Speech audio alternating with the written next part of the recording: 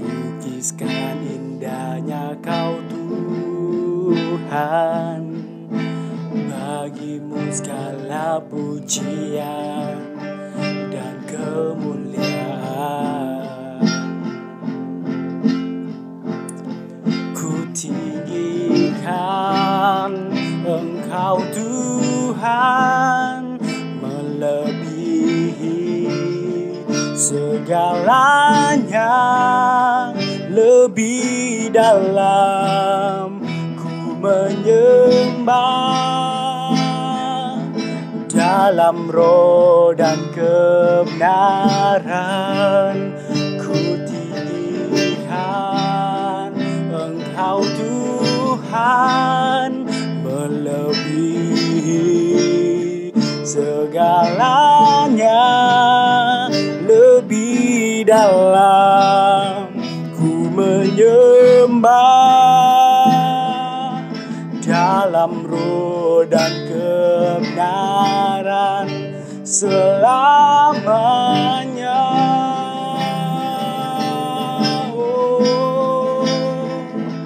Dalam roh dan kebenaran selamanya.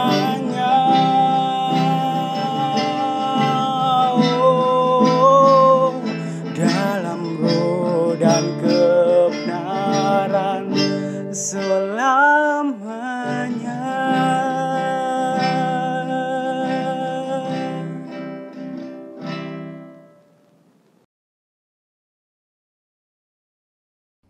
Mari kita berdoa. Bapa kami yang di surga, kami berterima kasih hari ini boleh ada seperti hari ini. Semua karena kasih karunia Tuhan atas hidup kami sekalian. Mari Tuhan berikan hikmat akal budi kepada kami, untuk kami dapat mengerti rencana-Mu dalam hidup kami, kehendak-Mu tentang apa yang harus kami lakukan supaya kami dapat memuliakan nama Tuhan. Tambahi minyak urapan untuk hamba-Mu dan untuk setiap yang mendengarkannya, supaya minyak urapan ini sendiri yang akan menambah-nambahi apa yang kurang. Tambah terus dengan minyak urapan baru, pengertian-pengertian yang baru, supaya kami sekalian dipuaskan oleh kehadiran firman Tuhan dalam hidup kami. Dalam nama Tuhan Yesus Kristus kami berdoa. Amin. Shalom, saudaraku yang terkasih di dalam Kristus. Mari pada saat ini kita akan kembali untuk belajar apa yang dikehendaki Tuhan untuk kita kerjakan di dalam kehidupan ini. Saudaraku,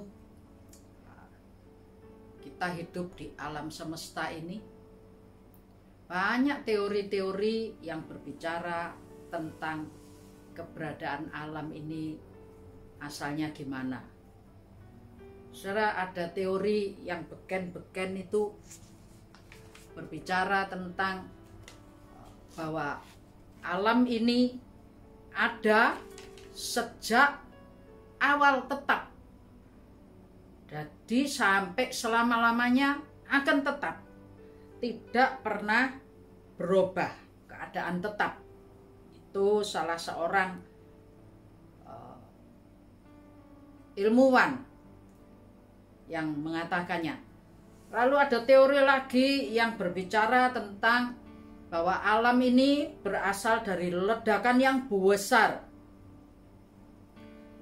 Dan dari ledakan yang besar ini maka jadilah alam. Ya, jadilah bumi, jadilah langit ini. Ada lagi yang berbicara tentang adanya kabut raksasa yang jalan lalu pecah. Nah, pecahan-pecahan yang kecil itu menjadi dingin lalu jadi planet. Sementara kabut yang besar itu panas, itu matahari katanya. Ada lagi teori tentang bintang kembar yang berbicara tentang adanya matahari kembar menggelinding, lalu tubruan yang satu sama bintang. sehingga pecah. Nah, pecahan-pecahan ini juga jadi dingin dan jadilah planet-planet. Saudara, Anda percaya pada teori-teori itu? Ada lagi satu teori yang hari-hari akhir ini lagi ngetren. Teori tentang sebenarnya dari kekosongan menuju kepada kekosongan, kehampaan menuju kepada kehampaan. Bumi ini asalnya tidak ada, tahu-tahu ada, nanti akan tahu-tahu jadi tidak ada. Nah, saudara, kalau kita ngikuti teori-teori itu, kita ini bisa jadi orang yang tidak bertuhan, saudaraku ya. Karena saking pinternya manusia keminter. Saya tanya, kalau ada asap raksasa gelinding, asap raksasa itu dari mana asalnya, kejadiannya? Kalau ada 2 matahari kembar gelinding, 2 matahari kembar itu dari mana juga? Tidak ada toh.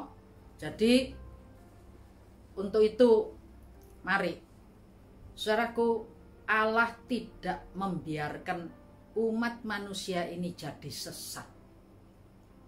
Untuk itu, dari awal penulisan Alkitab, dalam kitab Kejadian pasal 1 ayat yang ke-1 sampai ayat yang ke-3.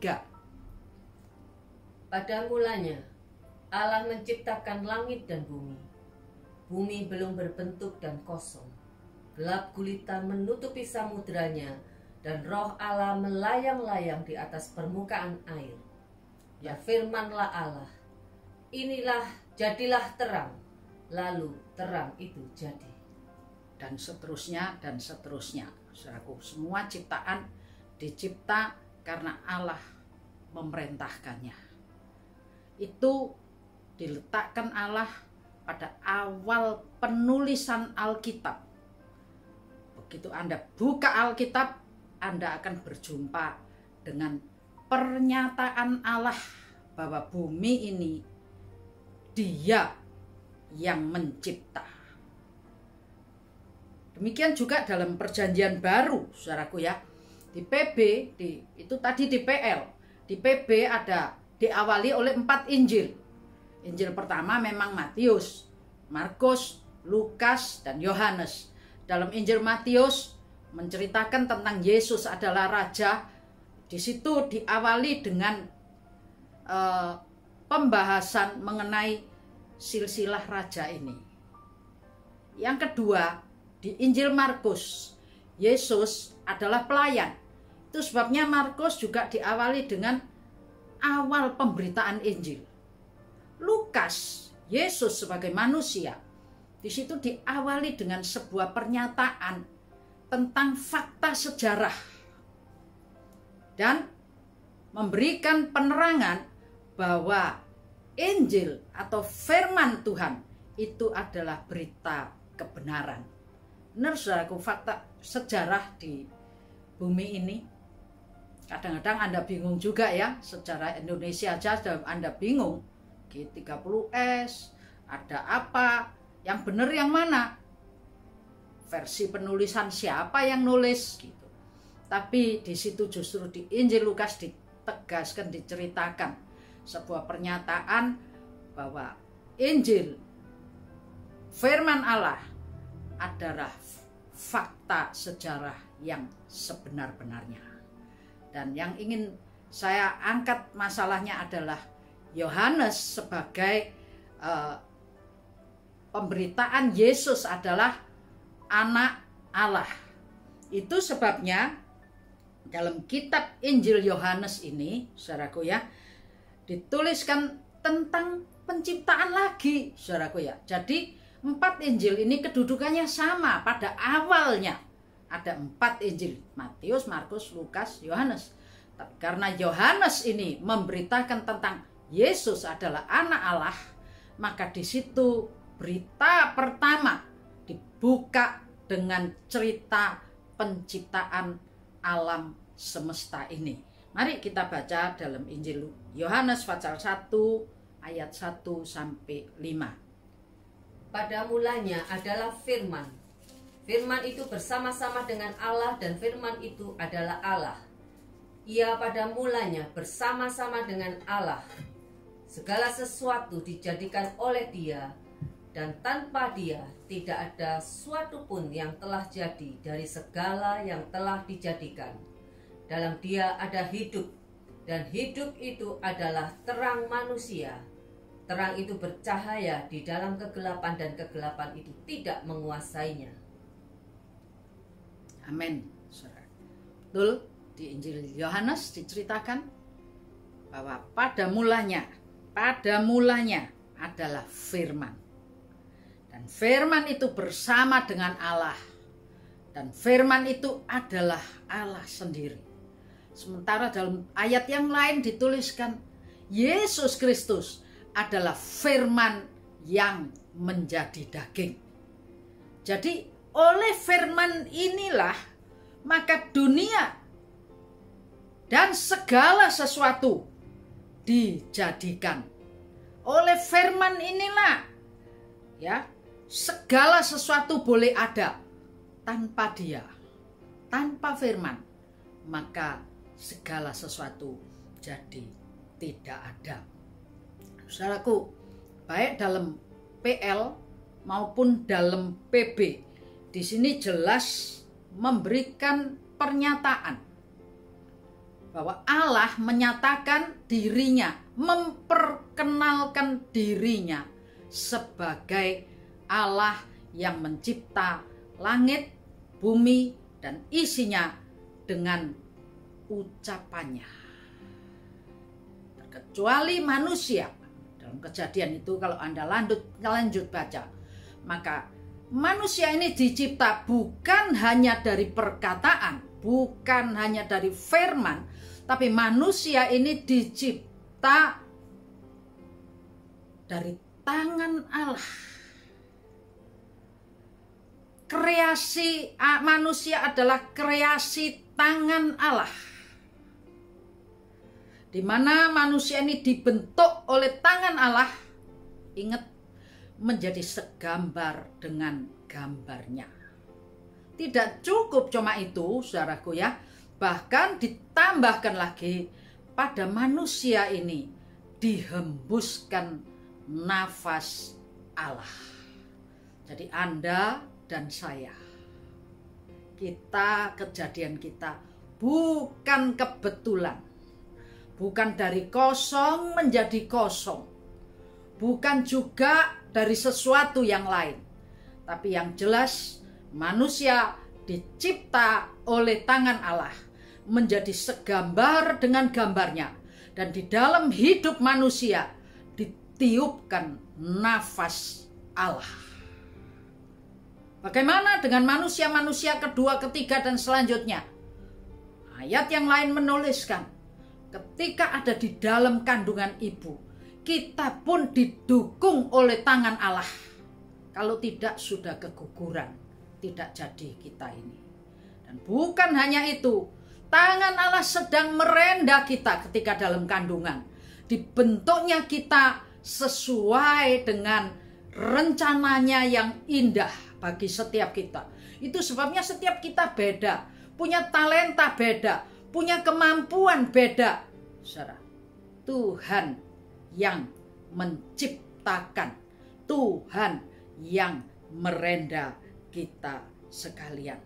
Nah, saudara, kalau Allah mendeklarasikan dirinya sebagai pencipta, ditulis dalam Alkitab baik Perjanjian Lama maupun Perjanjian Baru, ketika muncul kata-kata, muncullah perkataan deklarasi Allah tentang bumi, alam semesta, isinya, dan manusia adalah hasil ciptaan Allah. Untuk itu, saudara, jangan kita pura-pura ndak ngerti atau beneran ndak ngerti. Maksudnya apa sih? Saudara, ya kalau bener ndak ngerti, dalam Yohanes pasal 8 ayat 43 dan 44 bagian A, apakah sebabnya kamu tidak mengerti bahasaku? Sebab kamu tidak dapat menangkap firmanku. Iblislah yang menjadi bapamu, dan kamu ingin melakukan keinginan-keinginan bapamu. ya, kalau ndak ngerti. Ini Tuhan Yesus berbicara kepada ahli Taurat, berbicara kepada orang Farisi yang sebenarnya mereka ini adalah orang-orang yang mempelajari firman Allah, saudaraku. Tapi mereka juga ndak ngerti. Jadi ayat menuliskan tadi, kalau kamu ndak ngerti, berarti kamu cuma baca firman Tuhan, firman Allah, tapi kamu tidak mendalaminya, tidak memperhatikannya, tidak mempelajarinya, sehingga apa yang kamu perbuat itu bukan sesuatu yang menyenangkan Allah, tapi kamu melakukan segala sesuatu yang menyenangkan iblis, yang ternyata iblis itu adalah Bapa. Kita bukan anak iblis, saudaraku ya. Kalau ada orang ke gereja lalu pendetanya bilang, anak iblis gitu, marah nanti, ya kan? Anda marah, wes ojo ke gereja itu lagi, di setan-setan gitu ya. Kita bukan anak iblis. Biar ahli Taurat, orang Farisi, biar mereka yang disebut oleh Tuhan sebagai anak iblis. Kita ini adalah anak-anak terang. Efesus 5 ayat yang ke-8. Memang dahulu kamu adalah kegelapan, tetapi sekarang kamu adalah terang di dalam Tuhan. Sebab itu hiduplah sebagai anak-anak terang.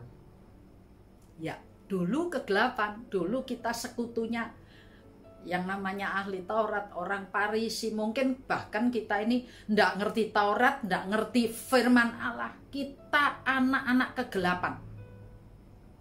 Tapi sekarang kita bukan lagi anak gelap, tapi kita anak terang di dalam Tuhan yang sudah memberikan terang bagi kita sekalian. 1 Tesalonika 5 ayat 5. Karena kamu semua adalah anak-anak terang dan anak-anak siang. Kita bukanlah orang-orang malam atau orang-orang kegelapan. Ya, Anda bukan orang gelap, bukan orang malam. Kita anak terang, anak siang. Itu sebabnya hati dan pikiran kita itu juga diterangi oleh terang Roh Kudus. Sehingga yang tadinya kita tidak mengerti firman Allah, tidak mengerti perkataan Allah, diterangi oleh terang Roh Kudus, kita jadi mengerti. Mari saudaraku, apa maksud Allah mendeklarasikan penciptaannya?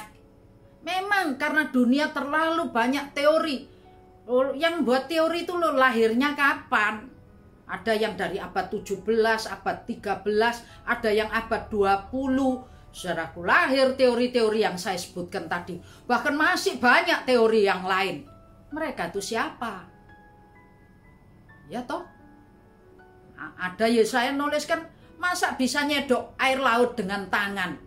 Ya enggak bisa lah. Bumi segini gede, mereka tuh siapa gitu. Jadi mari kita mau belajar apa yang dikehendaki Allah dari deklarasinya tentang penciptaan itu. Yang pertama, ya, manusia dan alam ini tidak ada dengan sendirinya. Itu penekanannya. Jadi Allah menekankan bukan dari kosong kepada kosong, bukan dari tetap, dari ada kepada ada dan tidak berubah. Itu sudah jelas teori itu gugur, saudaraku ya. Tapi Allah memberikan sebuah penjelasan. Ya, Allah memberikan penjelasan melalui deklarasinya bahwa Anda dan saya, manusia, itu bukan ada dengan sendirinya. Kita ini dicipta Allah secara istimewa. Amin. Istimewa sekali, bukan kodian, saudaraku. Tidak ada yang kembar satupun di bumi. Saudara kembar aja tidak ada yang persis gitu. Kita dicipta oleh Allah secara istimewa. Alam dicipta dengan firman-Nya. Manusia adalah hasil kreasi tangan Allah. Dan pada diri Anda dan pada diri saya ada bagian Allah di dalam kita. Apa itu? Roh Allah yang ditiupkan. Ketika roh itu ditarik, matilah manusia. Jadi Allah itu ada di dalam kita melalui rohnya yang ditiupkan kepada kita ini.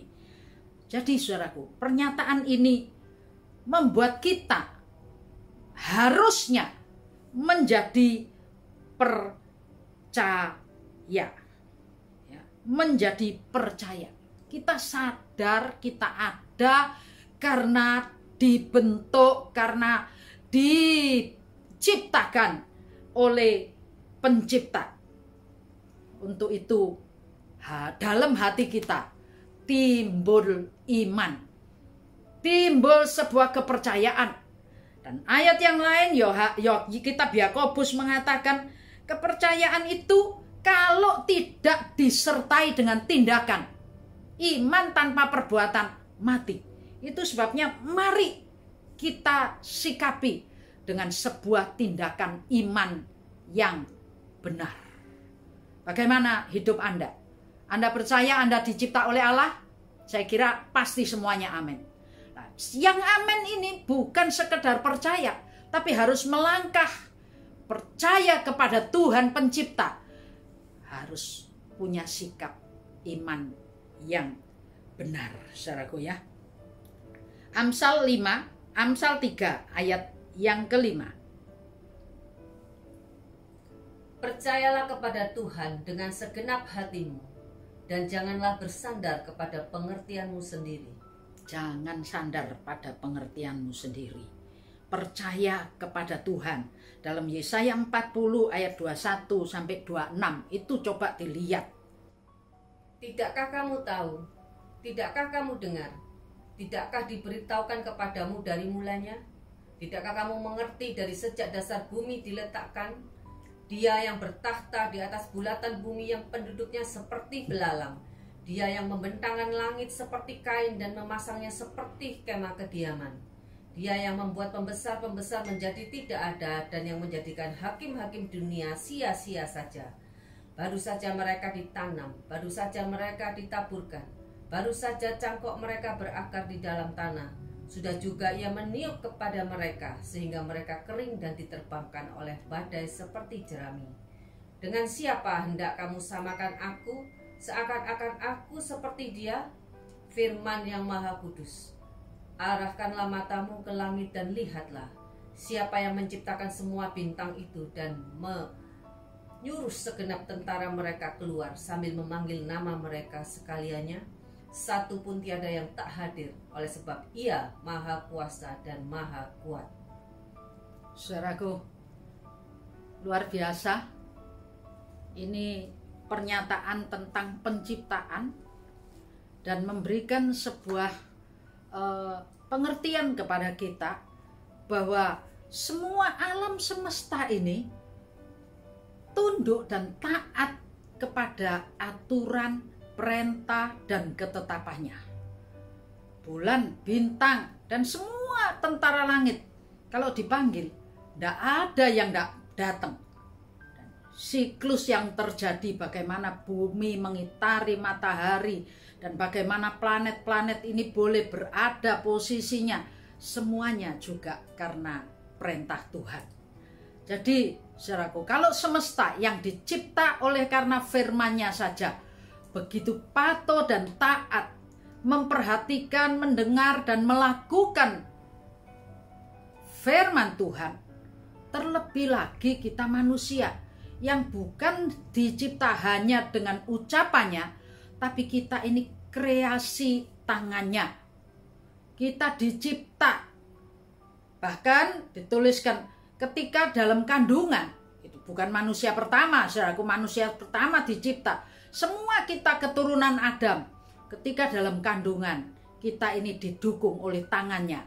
Makanya tidak keguguran, saudaraku ya. Coba tanya ibu-ibu yang hamil. Waduh, saya kadang lihat medeng-medeng gitu, saudaraku ya. Kalau tidak ada tangan yang kuat yang mendukung, ya sudah jatuh, saudara. Dan bukan cuma itu, tangan Tuhan juga merenda setiap kita. Kejadian di dalam kandungan, kita ini direnda sama Tuhan luar biasa. Makanya jadinya saya tidak bisa sama seperti Anda. Anda dan saudara Anda, bahkan saudara kembar, tidak ada yang sama. Karena memang dicipta secara istimewa. Kalau alam semesta yang dicipta dari firman, begitu memperhatikan perintah, begitu mendengar dan mentaati perintah, melakukannya, terlebih lagi kita yang di dalam kita itu ditiupkan nafas Allah. Ada bagian Allah yang ditaruh dalam hidup kita. Sehingga kalau bagian itu diambil, matilah kita ini. Jadi kita hidup, saudaraku, karena nafas Allah, karena tangan Allah sedang membentuk. Jadi sadarlah, kalau memang kita dibentuk, dicipta, dan di dalam kita ada nafas Allah, betapa kita ini harus menghargai, menghormati perkataan Tuhan dan menyikapinya dengan iman. Ada sebuah cerita, saudaraku ya, seorang yang lulus sarjana cari kerja di sebuah perusahaan. Karena perusahaan itu memanggil banyak orang, lalu mbak ini sambil menunggu dia duduk di taman di perusahaan itu, duduk di teras di dekat taman. Nah, di taman itu berjalan seorang bapak yang sederhana, saudara ya. Dari pertemuan itu timbul pembicaraan. Mbak itu bilang, bapak orang sini kah? Lalu dilanjutkan lagi, bapak tukang kebun kah di sini? Berapa lama bapak sudah bekerja di sini? Pria yang ditanya itu cuma senyum-senyum aja. Tapi alangkah kagetnya mbak ini ketika dia masuk dalam ruangan dan ketika dia diwawancarai, dia lihat sebuah foto, saudara, di belakang di dindingnya, foto bapak itu tadi, saudaraku. Dan ada tulisannya Bob Hasan, gitu, saudaraku ya. Pemilik perusahaan itu adalah Bob Hasan, dan yang tadi ketemu dia dikira tukang kebun, saudaraku ya. Wah, dia pikir mati ini, aku pasti tidak diterima. Tapi ternyata dia diterima, saudaraku. Anda tahu ada bedanya enggak kira-kira anak ini sama orang yang lain kerja? Dia begitu malu atas dirinya sendiri. Dia sadar, dia ketemu sama pemiliknya, ownernya, big bossnya. Dan betapa baiknya big bossnya. Dia bekerja dengan lebih baik lagi. Karena dia tahu dia sudah salah. Orang yang sadar atas kepemilikan. Anda milik siapa? Milik Anda sendiri? Kita ini milik Tuhan, saudaraku. Dia yang mencipta kita. Itu sebabnya bawa diri ini untuk datang dan betul-betul melakukan tindakan iman yang benar. Bagian yang kedua, ketika Allah memproklamarkan dirinya sebagai pencipta dan kita mempercayainya, kita menyikapinya dengan tindakan iman, saudara, kita sadar juga bahwa keberlangsungan hidup kita, keberlangsungan seluruh ciptaannya ini, alam semesta, manusia, sangat bergantung kepadanya. Benar? Anda tergantung pada dia. Keberadaan, kelangsungan hidup Anda tergantung pada dia. Saudaraku, kalau Anda sangat sadar bahwa hidup Anda, hidup saya, hidup kita ini sangat tergantung kepada pencipta kita. Itu sebabnya langkah yang harus kita ambil adalah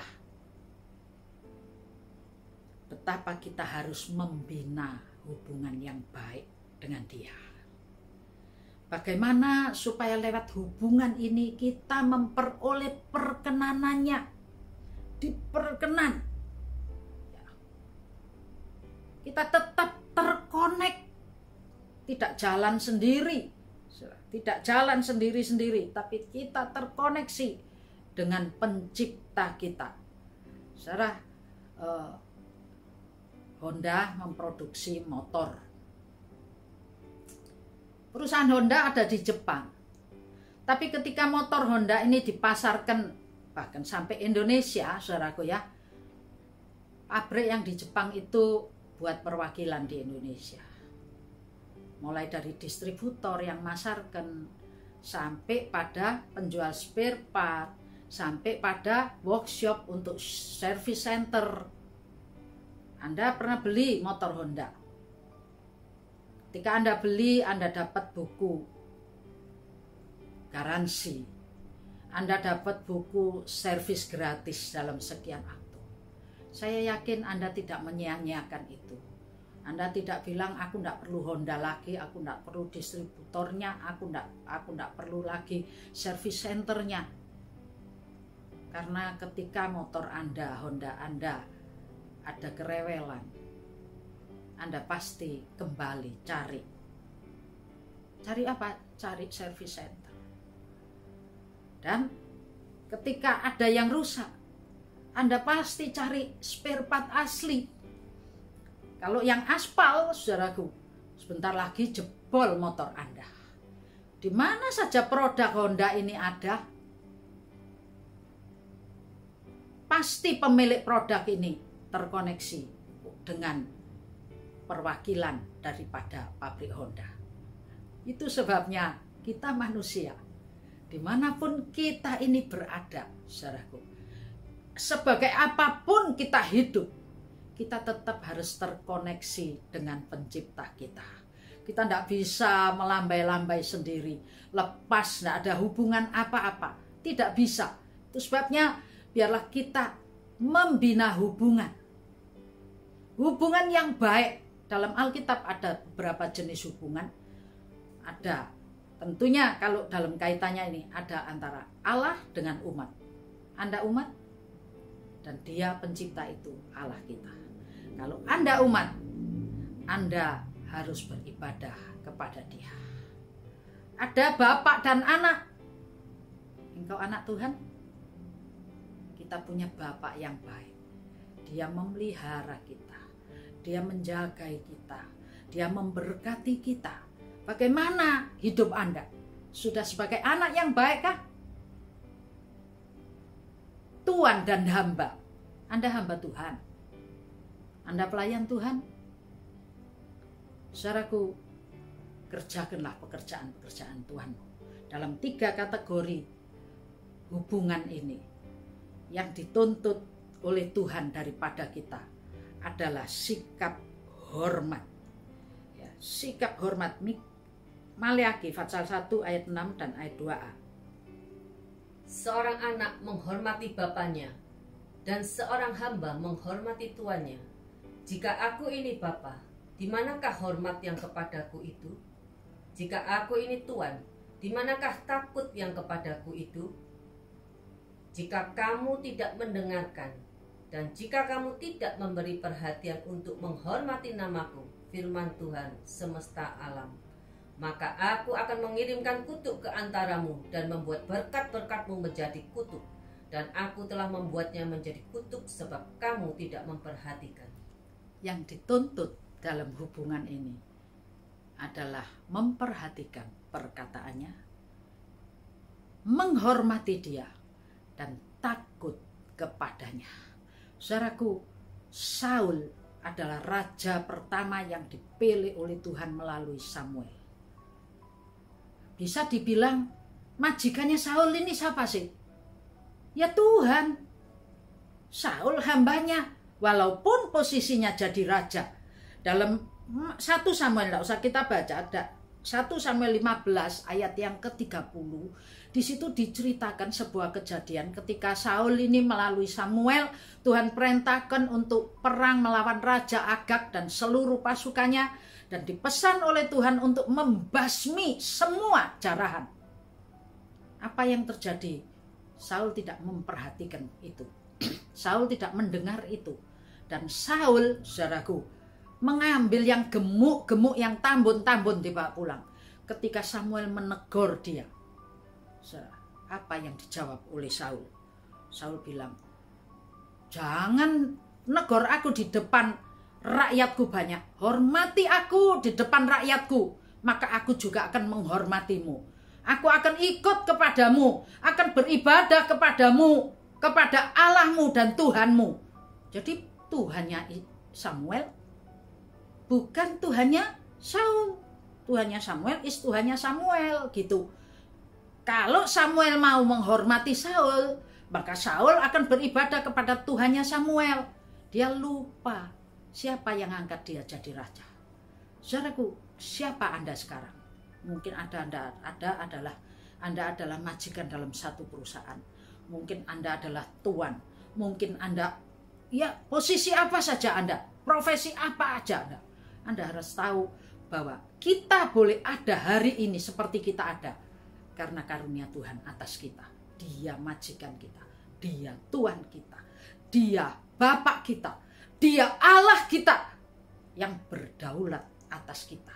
Itu sebabnya belajar menghormati Dia dengan memperhatikan, memberikan telinga ini, memberikan hati ini untuk tunduk dan takluk. Saudaraku, itu menjaga hubungan. Hubungan akan jadi baik. Tapi Saul karena sikapnya yang congkak itu, hubungannya dengan Tuhan jadi jelek.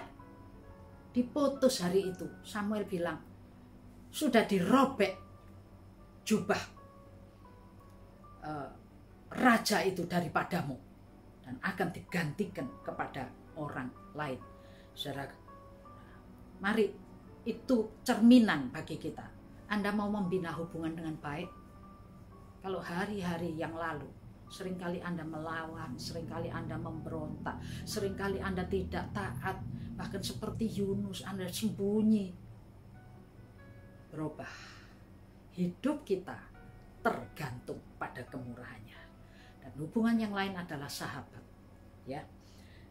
Apa yang ada pada hubungan sahabat ini, saudaraku?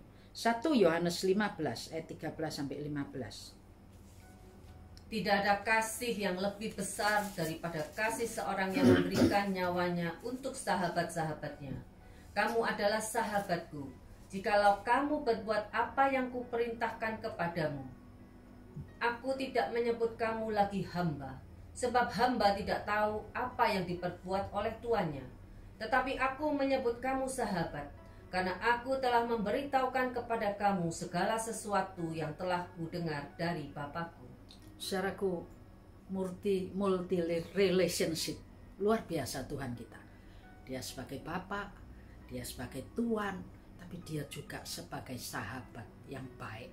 Saudara, kemarin dulu saya dengar dari WA diskusinya di YouTube, mantan istrinya Ahok itu bercerita tentang bagaimana menjadi ibu yang bisa menjadi sahabat bagi anak-anaknya.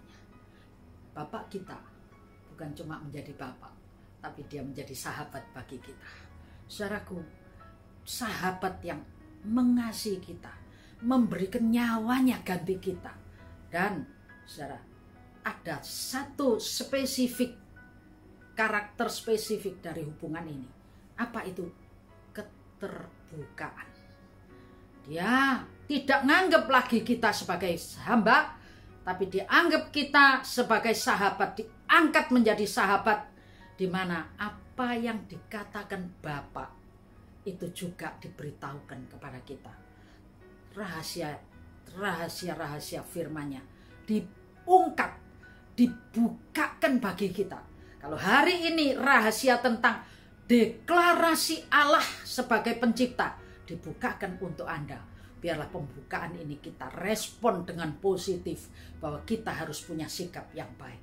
Dia sahabat kita. Anda pernah merasa sendiri? Anda pernah merasa tidak dikasihi? Yesus sahabat yang baik, selalu mengasihi Anda. Ketika Anda dikucilkan, ketika Anda merasa sepi, ketika Anda merasa tidak diperhatikan oleh siapapun, Dia adalah Allah yang sangat memperhatikan Anda. Sahabat terbaik dalam hidup adalah Yesus. Adalah Dia yang mengasihi dan memberikan nyawanya bagi kita sekalian. Dan yang hubungan yang lebih dari itu Ketika keterbukaan sudah terjalin, ketika kasih sudah terjalin, akan ditingkatkan lagi menjadi sebuah hubungan. Calon mempelainya. Dia calon mempelai, dia mempelai laki-laki surgawi. Kita calon mempelai perempuannya.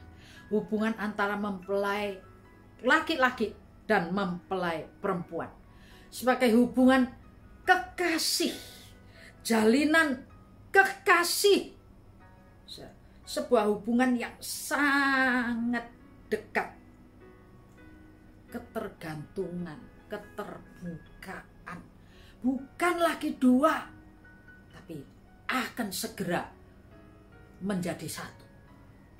Kalau dia datang nanti kali yang kedua, kita bukan orang lain bagi dia, tapi kita adalah mempelai perempuan yang dikasihinya. Saudaraku, biarlah kita ini mau benar-benar dekat dengan dia. Anda pernah lihat di pelaminan ketika Anda terima undangan, mempelai perempuannya kok metotok aja ya gitu. Ya, mungkin aja gondok, tidak sepaham saudaraku ya. Atau mungkin mempelai lakinya kok mencucu. Mungkin aja kawinnya dipaksa, bukan dasar cinta.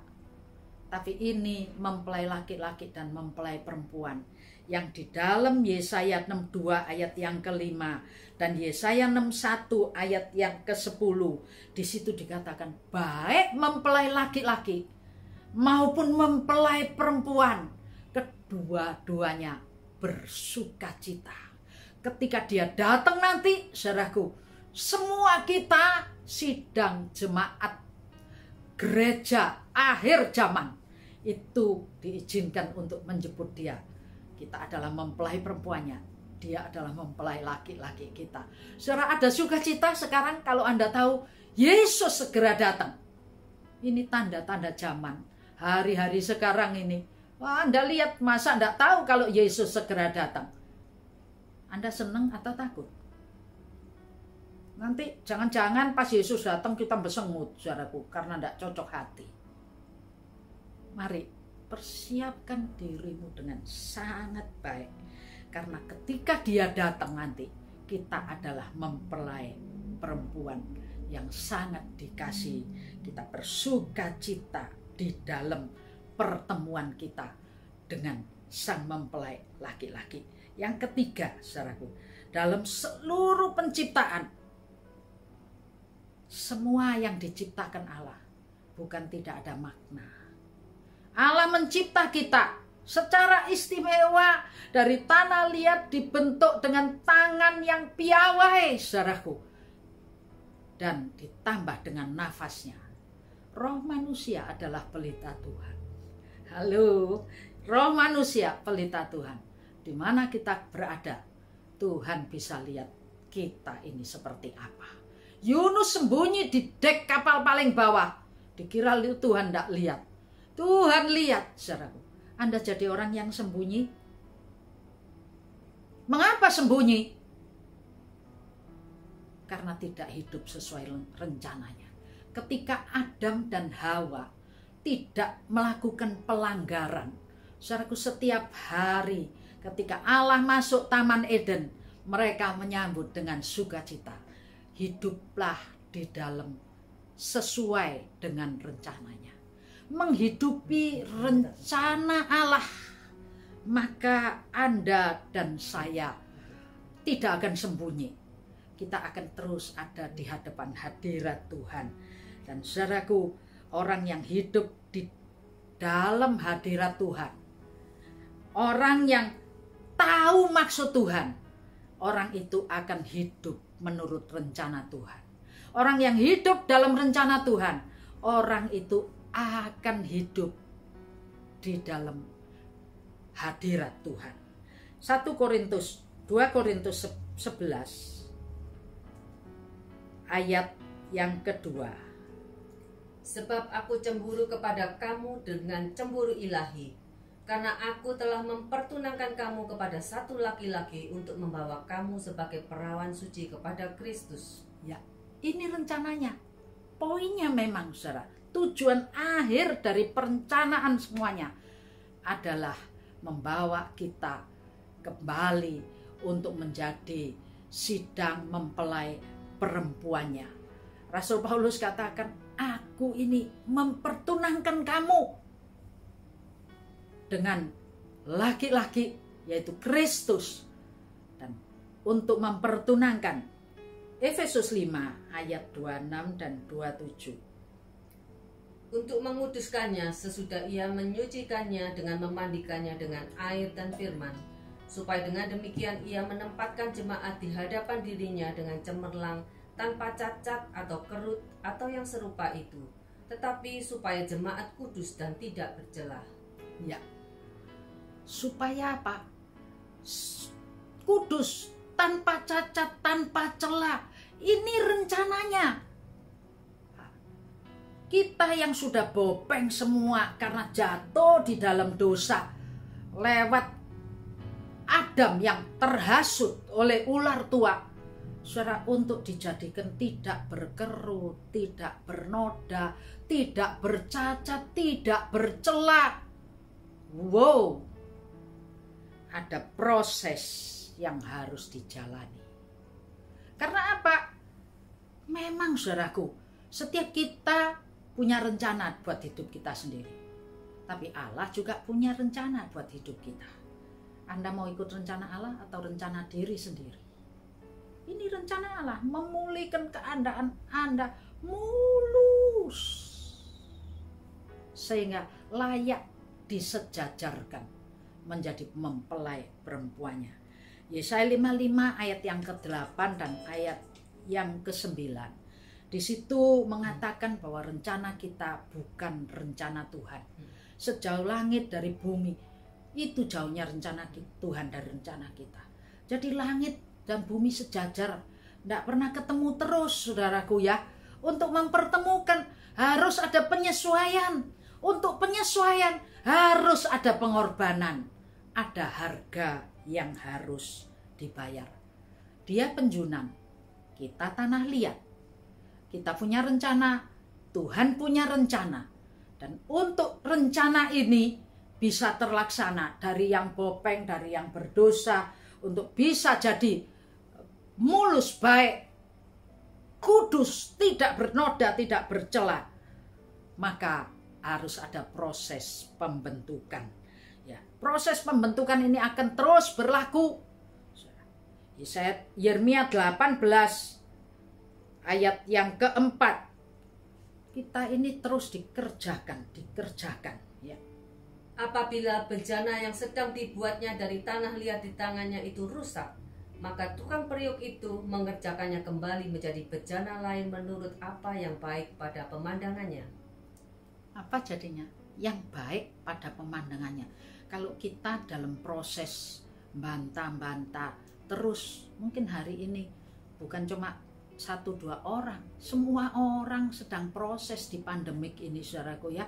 Kerjanya disuruh berhenti, apa, banyak proses sedang terjadi hari ini. Tapi biarlah proses itu kita jalani dengan baik, sehingga tidak gagal proses. Kalau gagal proses, dibentuk lagi, diproses lagi, tidak mari-mari, saudaraku, tidak selesai-selesai. Kita mau bayar harga. Amin. Kita mau supaya kita ini menghidupi rencananya. Sekali waktu di sebuah desa di Bali, pedalaman masuk lagi, saudaraku ya. Di situ itu daerah panen cengkeh. Nah, ketika cengkeh panen, orang-orang punya duit banyak orang di desa itu. Mereka pergi ke kota, ke Denpasar, saudaraku ya, beli-beli barang-barang elektronik. Salah satu yang mereka beli adalah kulkas. Wah, mereka lihat model kulkas ini. Lalu mereka beli, bawa pulang. Sampai di rumah, saudaraku. Nah, ono aliran listrik. Jadi kulkas itu dipakai buat apa? Buat taruh baju, lemari baju, saudara, ditumpuk baju. Saya sempat survei sampai daerah sana dan saya lihat, aduh, kulkas bagus-bagus, emane rek dibuat lemari baju. Yang nyipta bukan itu rencananya. Tapi ketika kita ini tidak bisa memfasilitasi, maka akan jadi melenceng. Rencana Tuhan buat Anda dan buat saya itu sungguh sangat indah. Yeremia 29 mengatakan, rencanaku bukan rencana kecelakaan, tapi hari depan yang penuh pengharapan. Betul saudaraku, kita ini siapa? Kalau bisa jadi mempelai perempuannya Kristus. Kalau ketika pesta nikah anak domba itu kita masuk di dalam pesta nikah itu. Wow, saudara, orang yang berdosa, orang yang cacat, noda, mengalami pemulihan oleh proses pembentukan, menerima tujuan Tuhan yang sangat mulia di dalam hidup itu. Dan bagian terakhir, saudara ingat, karena dia pencipta, dia punya otoritas penuh atas seluruh ciptaannya. Ya. Ketika dunia jatuh dalam dosa, Iblis sudah melencengkan tujuan. Iblis berjuang untuk menggagalkan rencana Allah. Itu sebabnya dia menghasut Adam. Adam termakan hasutannya, semua jadi rusak. Tapi ketika Adam jatuh dalam hasutan iblis, Adam sembunyi dari hadapan Tuhan. Tuhan tidak biarkan Adam sembunyi. Tuhan panggil, Tuhan teriak, Adam, Adam, di mana kamu? Adam jawab, aku sembunyi karena aku sudah. Allah tahu dia sudah melakukan pelanggaran. Dicari, bukan hanya dicari. Ayo datang sini Adam. Dia bilang, aku malu karena aku telanjang.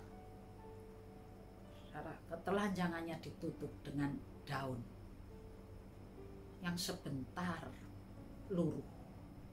Manusia ini banyak kali ditutup dengan kemunafikan, kepalsuan yang sebentar luruh.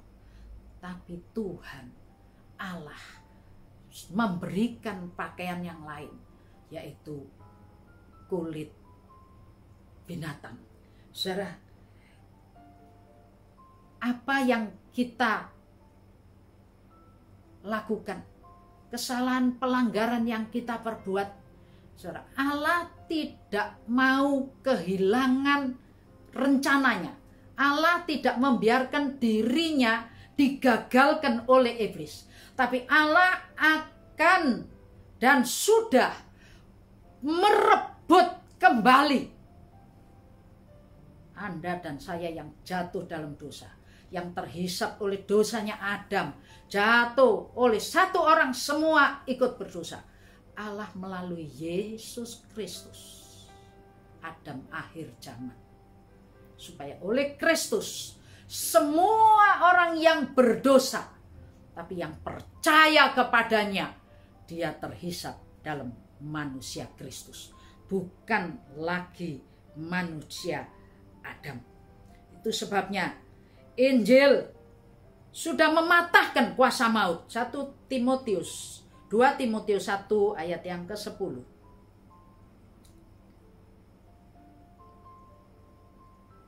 Yang sekarang dinyatakan oleh kedatangan juru selamat kita Yesus Kristus, yang oleh Injil telah mematahkan kuasa maut dan mendatangkan hidup yang tidak dapat binasa. Ya, Injil mematahkan kuasa maut. Firman mematahkan muslihat iblis. Kristus, firman yang menjadi daging, lewat kematian dan kebangkitannya menggagalkan iblis dengan segala rencana besarnya. Yohanes 5 ayat 24. Aku berkata kepadamu, sesungguhnya barang siapa mendengar perkataanku dan percaya kepada Dia yang mengutus aku, ia mempunyai hidup yang kekal dan tidak turut dihukum. Ya, sebab ia sudah pindah dari dalam maut ke dalam hidup. dengar firman, terima firman, percaya firman, taat pada firman. Itu adalah fasilitas yang diberikan Allah kepada kita, membawa kita dari maut dipindahkan kepada hidup. Maut sudah tidak ada sengatnya. Sengat maut sudah dikalahkan. Dan kasih karunia Allah itulah yang sudah dianugerahkan kepada kita. Roma 5 ayat 17. Sebab jika oleh dosa satu orang maut telah berkuasa oleh satu orang itu, maka lebih benar lagi mereka yang telah menerima kelimpahan kasih karunia dan anugerah kebenaran akan hidup dan berkuasa oleh karena satu orang itu, yaitu Yesus Kristus. Ya, oleh karena satu orang Yesus Kristus, semua kita beroleh pembenaran kembali. Roma 5 ayat 21. Supaya sama seperti dosa berkuasa dalam alam maut, demikian kasih karunia akan berkuasa oleh kebenaran untuk hidup yang kekal oleh Yesus Kristus Tuhan kita. Ya, kasih karunia Allah lebih besar dari segala-galanya. Itu sebabnya Yesus dianugerahkan firman yang menjadi daging turun ke dalam dunia ini. Dia mati, menderita, mati bagi kita sekalian. Dia dibangkitkan dan dia kembali kepada Bapa. Proses dari kematian, penderitaan kematian itu, saudaraku, sudah membuat kita menjadi bebas. Kita yang tadinya budaknya iblis, yang sudah ditipu, jadi hambanya setan, katanya tadi anak-anak iblis.